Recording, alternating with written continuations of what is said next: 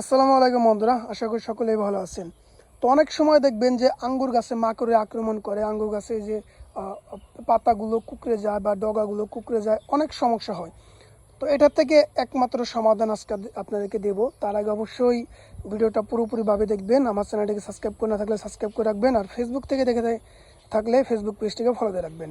তো আপনাদের গাছে যদি আমার গাছের মতো কুঁকড়ে যায়, যেমন ধরেন এই যে গাছটা দেখতে পাচ্ছি, এখানে হালকা আস্তে আস্তে কুঁকড়ে যাচ্ছে, তো এই যে এখানেও আস্তে আস্তে কুঁকড়ে যাচ্ছে, কিন্তু এই ডোগাটা একটু সুস্থ সবল রয়েছে। এরকমভাবে কুঁকড়ে যাওয়ার প্রধান কারণ হচ্ছে গিয়ে আপনার আঙ্গুর গাছে মাকড়ে আক্রমণ হয়েছে, মাকড়ে আক্রমণই এমনটা হচ্ছে। তো আপনার আঙ্গুর গাছে যদি মাকড়ে আক্রমণ হয় তাহলে অবশ্যই সেখানে মাকড়নাশক ব্যবহার করতে হবে। তো আমরা যে মাকড়নাশকটা সবসময় ব্যবহার করি সেটা হচ্ছে গিয়ে এই যে দেখতে পাচ্ছেন ভাটিমেক।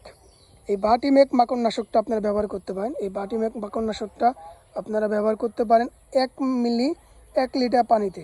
1 মিলি 1 লিটার পানিতে বিকালবেলায় আপনার গাছটাকে সুন্দর করে ভিজিয়ে দিবেন।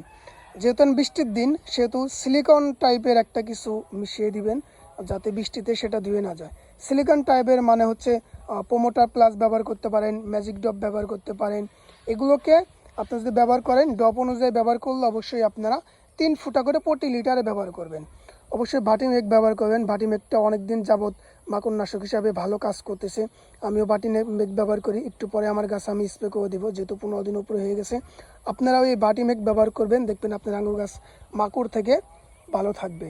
আর যদি বৃষ্টি হচ্ছে, অবশ্যই আপনারা নিয়মিত 10 দিন 12 দিন পর পর আপনার গাছে ছত্রাকনাশকটা ব্যবহার করবেন। তা না হলে আপনার গাছ দেখবেন যে ছত্রাক আক্রমণের কারণে মারা যেতে পারে।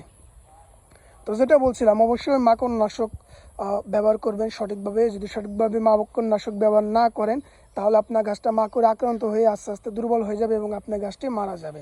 তো আমার গাছটা অবশ্যই দেখতে পাচ্ছেন কতটা সুস্থ সবল এবং কতটা জোপালো। তো আমার গাছটাকে সুন্দর একটা শেপ দেওয়া হচ্ছে।